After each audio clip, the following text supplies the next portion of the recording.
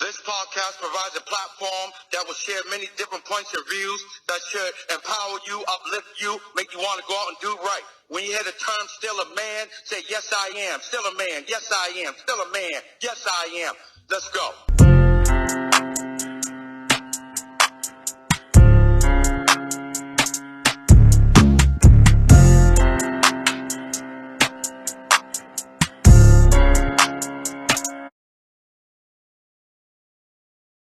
All right, you guys, let's get right into it. So again, before we got booted off the line, we was discussing how a lack of love in childhood robs us of love in adulthood.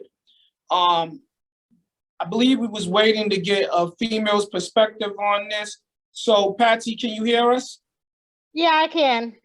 Can you tell us what love meant to you as a child and what it currently means to you as an adult?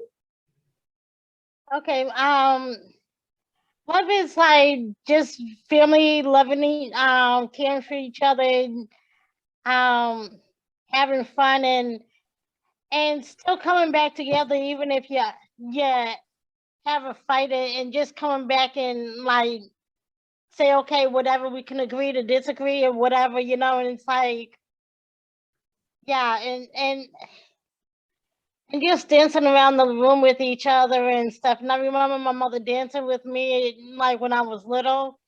And it's just like self-care, self-love, caring for your family, feel for your friends and everything. That's how I am now, and that's how I take it. It's just like doing stuff that I need to do to kind of like put love on myself, and being able to still love other people as well, no matter what. And I don't even see color. It's like color ain't even nothing to me. The way we grew up together and going to camp, and sure, in that sense, I'm colorblind. I see color, but I don't see it at the same time, because we're all people and it doesn't matter. You just gotta see who people are as they are, Mm-hmm. Yeah. Okay, so we got Sean's perspective, we got Patsy, we heard from Tanasia, we heard from Timmy. Let's get Gregory into the discussion. Gregory, you want to give us your perspective on what love was to you as a child and what it currently is as an adult? Love to me is togetherness, family. Like, first, I'm gonna start with my mother, because that's definitely something that is deep. Motherly love, you gotta have that growing up, and then you get into your grandmother, and then the rest of your family, and it all ties in like some good food or something. What? Yeah, right. Oh. All right, so Tanya, let's get your perspective. What does love mean to you as an adult, and what did it mean to you as a child? This is deep. As a child, my parents separated when I was young. So I grew up feeling that my father nor my mother loved me. They was too consumed with their own lives, doing their own thing to care enough about making sure I had food, I had clothes, I was ready for school. It was my grandmother who did those things for me. Mm-hmm. So love for me, I was always searching for love. As I was growing up, I was looking for someone to love me unconditionally, which is probably why I had children as a teenager. At the age of 18, I finished school. So, according to some people these days, I started off a little late. But so I had kids, and that's when I first experienced some unconditional love from my kids. As I got older and grew, I was still looking for someone in the opposite sex, to love me unconditionally. I felt like that I didn't find real love until I found Jesus first, and then my husband. So for me as an adult, I wrote some things down. Let's see. True love is patient and slow to anger, kind and gentle to all, unselfish and giving, truthful and honest, hopeful and encouraging, enduring without end. Love is not envious, proud, self-centered, rude, or provoking.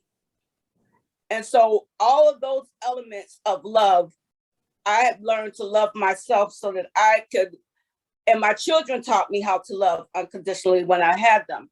So I try to exhibit that kind of love in all of my relationships. Okay, that's deep.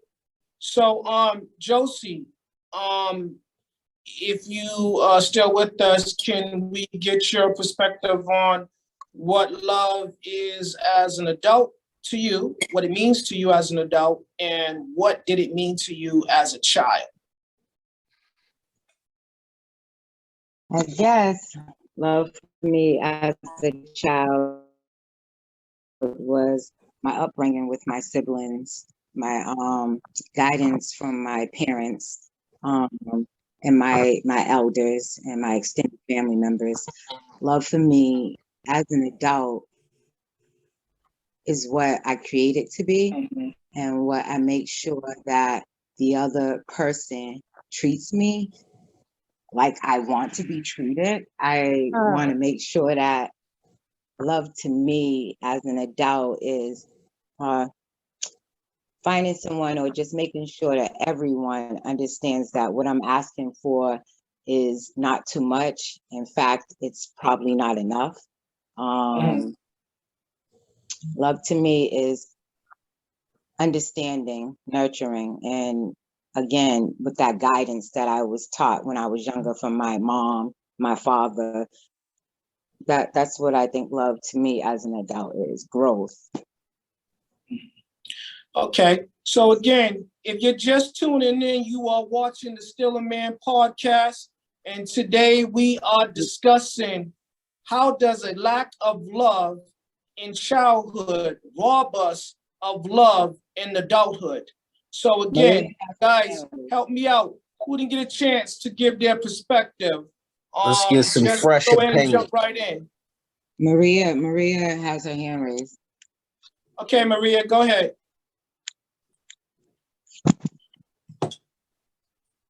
Is she still on? Okay, does anyone else want to speak while we're waiting on Maria? All right, let me try to explain love in my eyes. Love growing up with my family, moms, dads, sisters, and brothers, was sharing, caring, and being able to have disagreements and bounce right back and treat each other with the same respect that we was taught to give, and the respect that we learned how to share that same respect. I can say mom's always was there no matter what. If dad wasn't in the house, to keep showing us this is unconditional love, teaching us how to clean, teaching us how to cook. We learned how to wash clothes, dry go to laundromat, and carriages. We went grocery shopping, pushing carriages back to make sure we can be a helping hand for mother, because she was always providing us with clothes, a meal to eat, shelter over our head, helping us with homework, whatever homework she could do with us. When dad was in the house, he shared how to be a man and how a daughter should act, and let a man know her worth and respect her. He didn't want her to be disrespected by no man when she grew up. He wanted us to learn how to be a young man ourselves and be able to grow into a man that can probably take care of home, I should say, in his eyes, the way he saw fit. as a grown man in my adulthood, I just took all of that from my parents, and I think I made it even better raising my children. I taught them, if you're wrong, admit that you're wrong and try to bounce back from that. Have respect for yourself so you can be able to respect others. The little that you have, it's okay to share, because I'm gonna tell you, you can't take it with you, but if you have it and if it's just a little bit, try to spread it. You're gonna get that again. If I made it possible for you to have just that little, believe me, Daddy can make it possible for you to have again. So I always say, God made a way for us. We go get down. Sorry, you guys. He made it possible for us to have these things. So whatever you learned from your family, you should have shared and taught your friends or the rest of your family members the value of love. And that's what I try to teach my children. And I still live by that model now. Whatever I have, if I'm able to share. Come and tell what love means to you, Daddy. The what? Huh? What love means to me? Yeah. Trying to have our students here look What love means? they gonna let you know this one. We gotta turn out. I'm thinking like a really nice. Can I say something? Hold on one Yes, second, I guys. mean, Whoever that is, mute it's your background television. noise. Somebody mute your television. We're actually doing an island in school. We're giving him that island vibe, so we got to come up with something really. All right, go ahead, Roberto. He just took my plate to the kitchen. He'll be back. Okay, so Well, can I just finish what I want to say? I just believe overall love is sharing and caring, and you should be able to have respect to be able to receive that in return. Yeah. Okay. So Roberto, you want to jump right in? Sure. What love means to me As a kid, and then as a child, and then as an adult. what love means to me when I was a child was my mother and father being there for me and giving me the things that I need, like food, a roof over my head, and clothes on my back. You know, and letting me know that they love me. There's a lot of kids out here and a lot of parents that don't even tell their kids that they love them. Right about that. You got that on the head. I tell I mean, my how son I hard love is it him to tell? every day. How hard is it to tell your child, "I love you"? Right? Come on, man. And Let me as an ask you adult- guys this. Let me ask you guys this question. So, is it safe to say that your first example, the definition of love, is taught to you by your parents, the elders around you, and your family structure? Sure. Yes. So, I learned love. I'm gonna tell you where I learned love, okay? Because my parents died when I was real young. I learned love being in prison. You know, at the age of 16 in a penitentiary doing 20 years. When I came home, I learned love by this woman that's right here. She showed me what love really is. Plus, I prayed to God for a woman when I came home to give me love and nurture me, because that's what I needed, so I can give it back to her. And he gave me that. He gave me that and some. yes. So I'm glad you used that term, nurture. So we're going to talk about that. The behavioralists say, the specialists say, nature versus nurture. So a lot of times you have people say, well, I don't know how to love because it's not in my nature. Or I don't know how to love because no one taught me to love. So let's talk about that. What happens to someone like Tanya? We'll use Tanya's example, because Tanya said earlier that she went looking for love, unconditional love, and she felt like she didn't receive love until she had her children. So let's talk about that, because we got a lot of young ladies that grow up and they don't get what they need at home from their parents, be it mom or dad or everybody else in the household. And so they go looking for it outside in the streets. So they usually find it in the wrong things. In the wrong places. in the wrong places. Exactly. So let's talk about Yeah.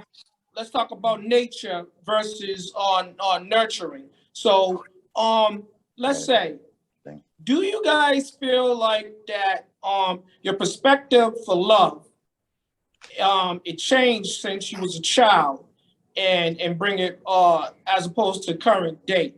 And how does that like impact you based upon your environment, um economical, financial factors and things like that? Because a lot of people equate love with money.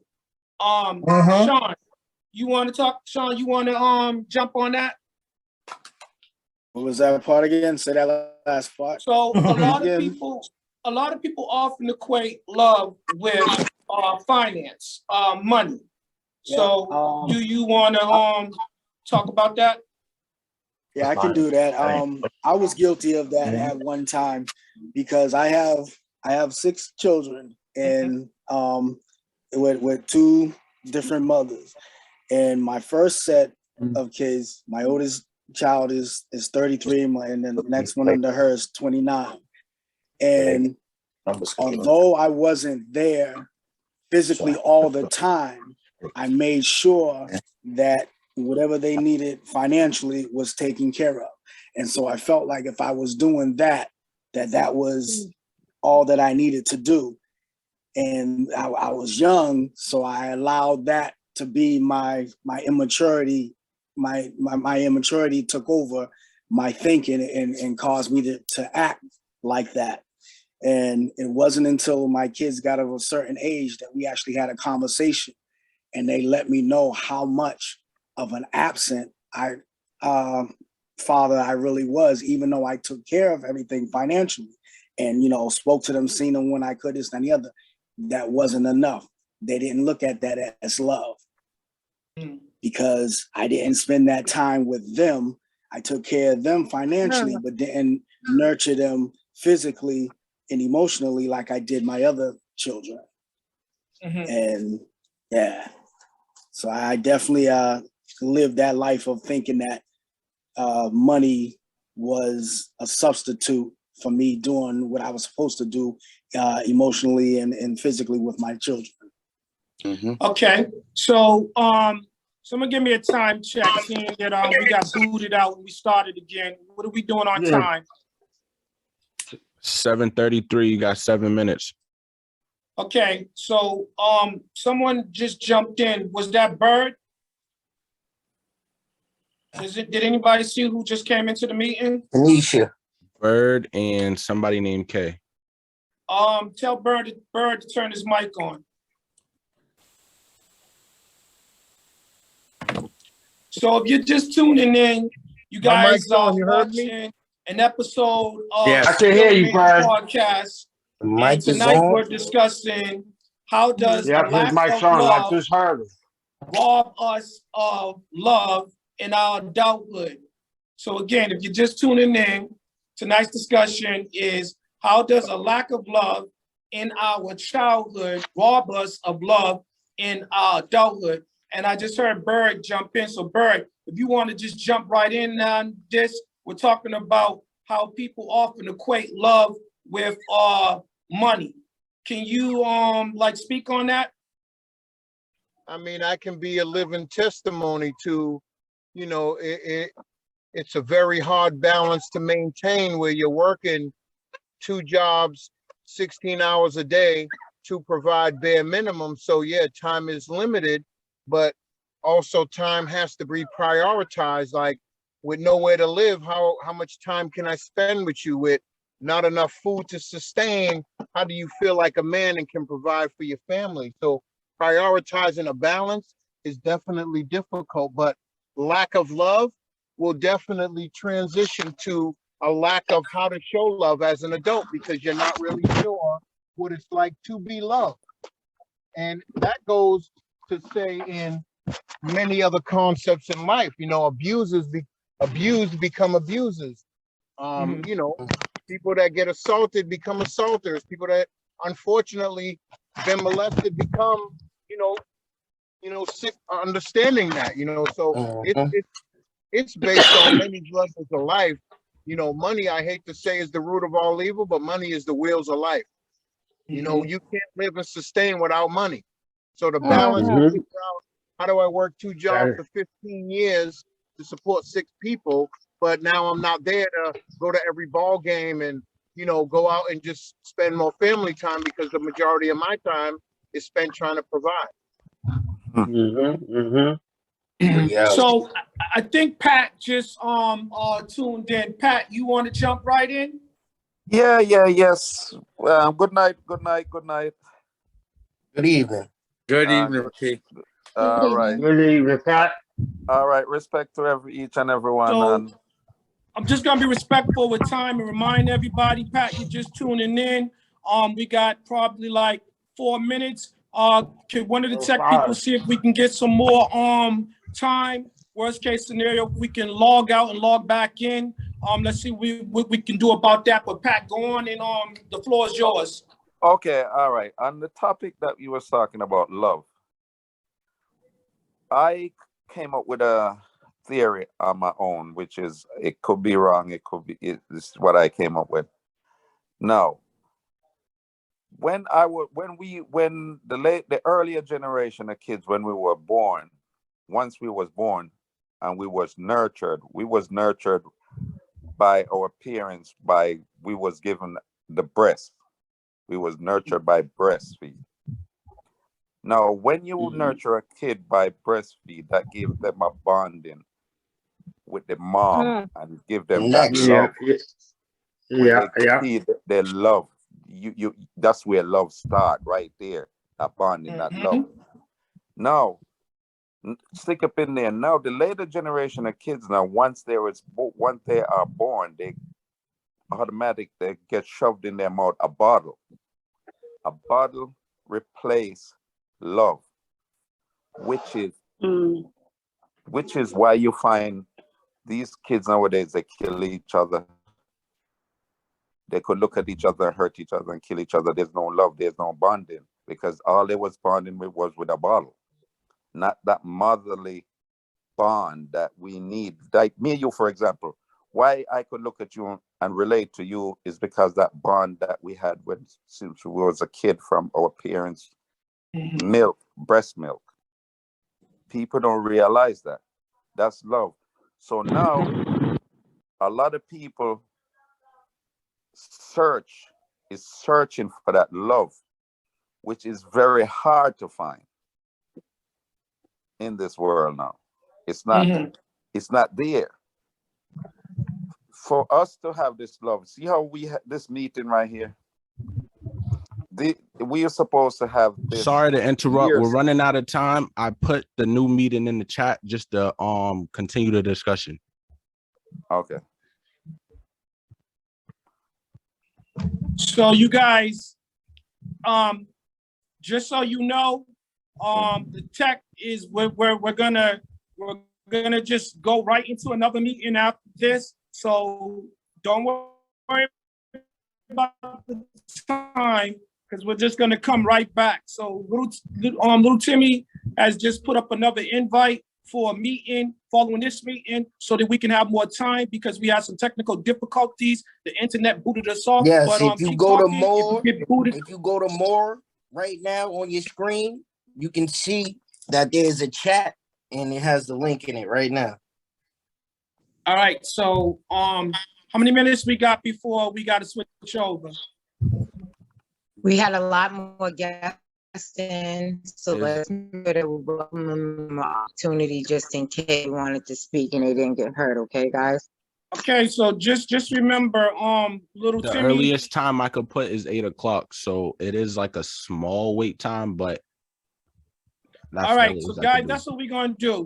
If we once this meeting ends, you're gonna get another link for the 8 o'clock meeting. We're gonna come back. Everybody, please come back, because I want to make sure that everybody gets heard, because this is a nice, spicy topic, and it's a conversation that needs to be had. Hold on, never mind. Yeah. Hold on. We got an extra 10 minutes. They said the meeting will end in 10 minutes.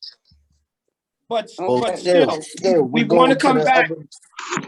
We want to come back at 8 o'clock. We want to come back at 8 o'clock. So everybody come on back. We got 10 minutes left. Pat, please continue. Sorry for the interruption. It's not a problem. Yeah, like I was saying now, is brother to brother, don't look at each other. We are so full of this so-called macho where I don't never look at your brother and say, I love you. When was the last time you could look at a person and tell him, I love you, without feeling funny or looking at you like you're weird or something is wrong with you? That's what we don't do. We don't do that. Well, if you walk down the street and you see a brother and you say, you know what, brother, how are you doing this morning? You know I love you. Look at how they would look at you. Like you crazy. Like you out of place. Like, exactly. So is it safe to say that we need to start providing a better example? All the adults and stuff? Yeah, exactly. I need to look at you and look at you just like now, hug each other and say, you know what, brother, I love you. Straight from the heart, show that. Then when we start with the kids and start teaching our kids that type of bonding and that type of love, now they would look at each other and not kill each other when they grow up. When they in growing up, that would be right there. That's a wedge right there that would break the cycle of nigga this, nigga that, dog this, dog that. No, replace all those words with love. Yes. I think that is a big part of the problem, because it's the narrative, it's the dialogue, it's the language, it's the vocabulary. Exactly. Words hurt. You know, so we got to start finding words that make people happy, that make people feel good. And love is a word that is not supposed to hurt. Exactly. Patsy, you want to jump in? Yeah, because when I hear those words, like among Black people saying, okay, nigga this and nigga that, like, I don't, like, okay, if I said that to anyone that I didn't know, I would be called racist. But it's like, if you don't want white or whoever to come at you with that word, don't call each other that word. You know what I'm saying? Yes. It's a matter of respect, not just for yourself, but, you know, it's to show that you got respect for others as well as yourself, you know, so like, show that you have some respect and pull up your pants and, you know, dress well, talk well, you know, show some love as well as loving each other, you know? I'm gonna drink it. I pay for it. Wait, can I jump in on this? Because I think that there's a difference.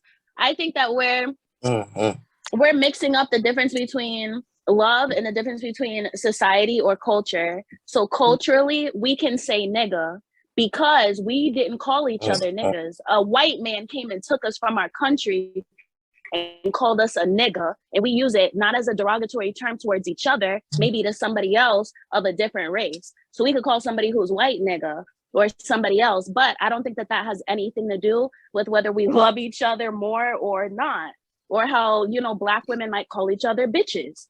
Yeah, but it wasn't us. It wasn't us who decided to call ourselves hoes and bitches and sluts. It really does stem from something else. So you cannot, right? It's so the you language can't say, barrier. well, When this you get cultural, Negro and you get right, and you know it's a color and you know it means Black, it just separating but you it's from the also a skin culture color. thing, from our clothing to the way we wear our clothes to certain things that symbolize what people have kind of put us down for. So I don't think that has anything to symbolize whether we love each other or not. I think it just stems back to the way we treat each other. But calling each other nigga doesn't say, oh, you don't love your dad because you just call, or I don't love G because I said, oh, nigga, what's up? No, it's the same word of saying bro. Just because G has his pants a little bit lower and I decide to wear something on my hair in braids and dreads in a different color and my nails, that doesn't mean that I don't respect myself or I don't respect G, because then we take it to extremes with Cardi B's and Beyonce's and, You know, if we want to go into white artists, you know, we could do that too. And they take those things from our culture, so it can't be flipped around into what is love and what isn't. I just think it has to do with just in general, as a community, us calling each other nigga doesn't define whether G's gonna kill somebody else or he's gonna kill. No, this has to do with gangs, drugs. That's not Way what off I was topic. saying. Okay, hold on, guys. Give Patsy a chance to explain herself. Go ahead, Patsy, and then Okay, Pat, you can jump right in. Go ahead, Patsy. In my perspective, it's because in this country, that word came out to be derogatory, right? So that's where I'm coming from. It's like it was to disrespect the Black people in this country. So that's where I was coming from. It's like, okay, it was said as unloving. And that's right. It's not a word of love in no sense. No. You can't dress that up as much as we try to and make that a positive word. It's not a positive word in any sense. So wait 1 second. I want to be fair. Pat, go ahead, Pat. Jump in. Okay, what I was saying then is what we like the young lady was saying, we can't deviate from the topic that we were on, which is love. Mm-hmm. Now, like I was saying, we as a nation of people then, as we generation, I would say we are what, the second whatever generation we raise now, because then you have the kids, our kids now, who's gonna be the next generation. We as father, we tend to treat our kids as how we was treated by our fathers. Some of us, I'm not gonna put everybody in the same category. We tend to do that, which is we withdraw that love, because not every Black man had that love, because we didn't have that father figure, we didn't have that mother figure. We most Black kids, I can't speak for white kids, I'm speaking from what I know. Most of us basically grew ourselves, so we didn't have that love, so we don't show that love. We don't know that love. Right. So I feel like it starts with the foundation of the family, which is the mother and father. Exactly. It's like a home. Love, it's like you have a home. It's right. It's like how you have a home. Look how society is. This is how I like a home. This is how I picture a home. When I was growing up, my mom and my father was together. So, we had to sit around the table. We had to eat dinner together. We had to eat breakfast together. We had to do everything together. That's how I picture a family. That's how I always wanted a family. Now in America, now in this country, I'm not bashing America because I'm here. Now in this country, I can't foresee why the system would break up a family for them not to be a loving family, where the slight infection, they take away the father, or the slight infection, they take away the mom, or the slight infection, they take away the kid. Mm-hmm. And they okay. Let me stop you guys right there real quick. For you guys just tuning in, this is Still a Man podcast. Tonight's discussion is, how does a lack of love in childhood rob us of love in adulthood? And just so you know, at the completion of this meeting, we will immediately come back for an 8 o'clock meeting, because we had some technical difficulties due to internet and Zoom kicked us off. So we're going to just come right back at 8 o'clock. So everyone, please come back, because this is a conversation that must take place. We have to continue this conversation. So Pat, just to be fair, I believe Maria was speaking. So yes, I want to give her a chance to make her point too, and then you can come right back. Maria, you want to finish? Yes, so I was saying, as it starts with the foundation. If you don't have motherly love or your fatherly love, you do not know how to love others.